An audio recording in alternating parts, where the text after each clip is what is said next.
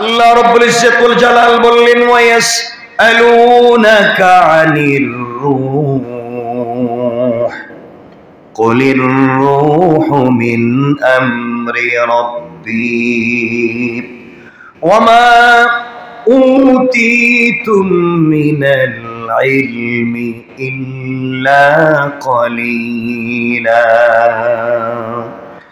আল্লাহ রাব্বুল ইজ্জাতুল জালাল বললেন পয়গম্বর আরবি ইয়া রাসূলুল্লাহ ইয়া হাবিবাল্লাহ, ও পয়গম্বর আরবি, দুনিয়ার জমিনে মানুষ আপনাকে রূহ সম্পর্কে জিজ্ঞাসা করবে, রূহ সম্পর্কে প্রশ্ন করবে, আপনি বলে দিন কুলির রূহু মিন আমরি রাব্বি, রূহ হলো আমার রবের একমাত্র আদেশ। রূহ আলাদা কোনো জিনিসের নাম নয়, রূহ হলো আল্লাহর আদেশের নাম।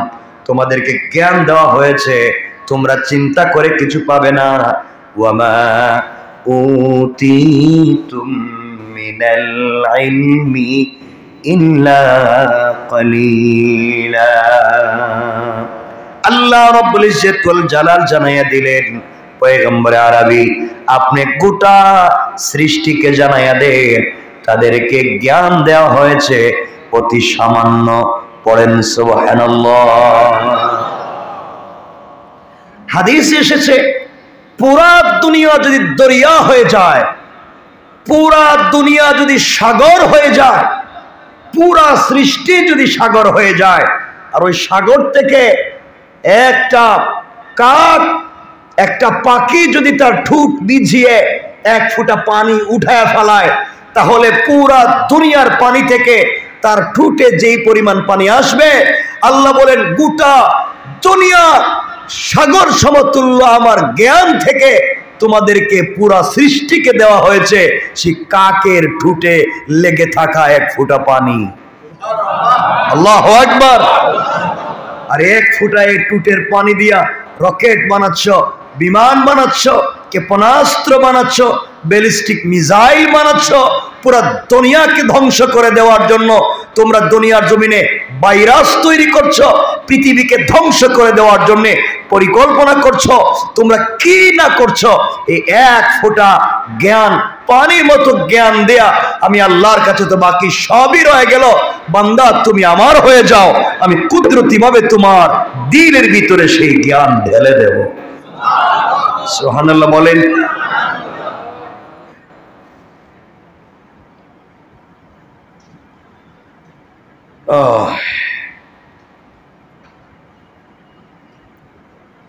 রূহ যে আমাদের বডিতে আছে, রূহ কি কোনোদিন দেখছেন? কোনোদিন দেখা যায়? না দেখে বিশ্বাস করা যায়? বলেন না। যায়? বাতাস কোনোদিন দেখছিলেন? দেখা যায়, ধরা যায়, মুষ্টির ভিতরে ঢুকানো যায়, বিশ্বাস হয়? বলেন না। ফ্যান যে চলে, বাতাস যে লাগে, এসি যে চলে, ঠান্ডা যে লাগে, ঠান্ডা কি ধরছিলেন কোনোদিন? একটু দেখছিলেন যে ঠান্ডা কেমন দেখতে, লম্বা কতটুকুন, বাঁকা কতটুকুন, কয় ফুট ওজন? দেখা গেছে? বিশ্বাস হয়? আল্লাহ বলছেন এই না দেখে আমার অস্তিত্বে বিশ্বাস করার নাম হলো ঈমানের পূর্ণতা। আল্লাহু আকবার। তাহলে বুঝতে পারলাম রূহ এটা বানাইছেন কে? রূহের নাম কি? আল্লাহর আদেশ, আল্লাহর আদেশ। আর দেহ বানাইছেন কি দিয়া? শুধু মাটি। দেহ বানাইছেন চার জিনিস: মাটি, পানি, আগুন, বাতাস। এই চার জিনিস আছে আমাদের বডিতে, দেখেন তো আছে? আচ্ছা, তাহলে দেহ বানিয়েছেন আল্লাহ হুকুম দিয়া, হুকুম হচ্ছে রূহ। তাহলে রূহের খোরাক দিবেন কে? আল্লাহ। তাহলে রূহকে বাঁচাতে হলে খোরাক হচ্ছে আল্লাহর হুকুম মানা। দেহ বানিয়েছেন চার জিনিস দিয়া, মাটি দিয়া, আগুন দিয়া, পানি দিয়া, বাতাস দিয়া। তাহলে দেহকে সুস্থ রাখতে হলে এই চার জিনিস দিয়া তৈরি করা খাবার খেতে হয়। আমরা যা খাই দেখেন তো এই চার জিনিসের বাহিরে না ভিতরে? দেখেন না। আপনারা যা করি, হয়তো মাটি যা চাল খাচ্ছি, ডাল খাচ্ছি, এটা মাটি দিয়ে, বলেন না? এখানে মাটি আছে, বাতাস আছে, আগুন লাগে না লাগে না? কয় কয় জিনিস লাগে? পানি লাগে, ধান খেতে পানি দেওয়া লাগে, বাতাস লাগে, মাটি লাগে, খাইতে গেলে আগুন লাগে, লাগে না? একজন কইতেছে লাগে না। এটা কিন্তু কাঁচা ধান খায় নাকি? তা লাগে। বুঝাতে চাইলাম সব লাগে। কথা হচ্ছে এটি যে চার জিনিস দিয়ে আমাদের বডি এবং এই চার জিনিস দিয়ে আমাদের খাবার। সুবহানাল্লাহ পড়ে। রূহ না থাকলে দেহ আর মানুষ থাকে না, এটা লাশ হয়ে যায়। রূহ যদি না থাকে মানুষ থাকে না, লাশ হয়। আমরা কি বলি? আব্দুল্লাহ না আব্দুল্লাহর লাশ। দেহ তখন হয়ে যায় নোংরা আবর্জনা, এটার কোনো দাম থাকে না। সবাই মিলে কেউ এটারে জ্বালিয়ে দেয়, কেউ এটাকে বাসিয়ে দেয়, আর আমরা সম্মান করে গোসল করাইয়া কাপড় দিয়ে পেছাইয়া একটু মাটির নিচে রাখি। এই তো কথা বলেন, এই তো।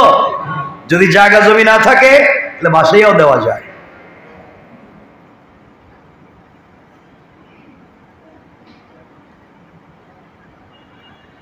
রূহকে আমরা সারা বৎসর আল্লাহর হুকুম পালন করে রূহকে আমরা যতটুকুন খোরাক দেই তা যথেষ্ট হয় না।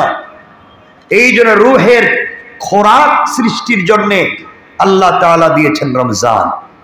সুবহানাল্লাহ বলেন। দেহকে ভালো রাখবার জন্য কত কিছু খান, কত ফল খান, কত ফ্রুটস খান, কত গোশত খান, ইনিয়ে বিনিয়ে নাম দিয়া রান্না করে খান, তাও যেন বডিটা ভালো থাকে। ঠিক না?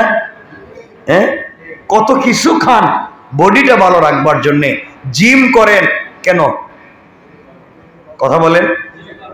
বডিকে ভালো রাখবার জন্য। এই চামড়ায় কত ক্রিম ইউজ করেন, আরে বোকা, চামড়া তো চামড়াই থাকে যাবে। বডিতে কত পারফিউম ইউজ করেন, সব তো তাকে ভালো রাখবার জন্য। আমি জানতে চাই, এই দুর্গন্ধযুক্ত মাটি দিয়ে তৈরি করা এই বডিকে ভালো রাখবার জন্য তোমার আমার জিন্দগিতে যা ইনকাম করি সবই বডির তলেই যায়। কথা বলেন না কেন? এই বডির পিছনে সব শেষ, কিন্তু রূহকে সুস্থ রাখতে কি করলেন? কি করলেন রূহকে ভালো রাখতে?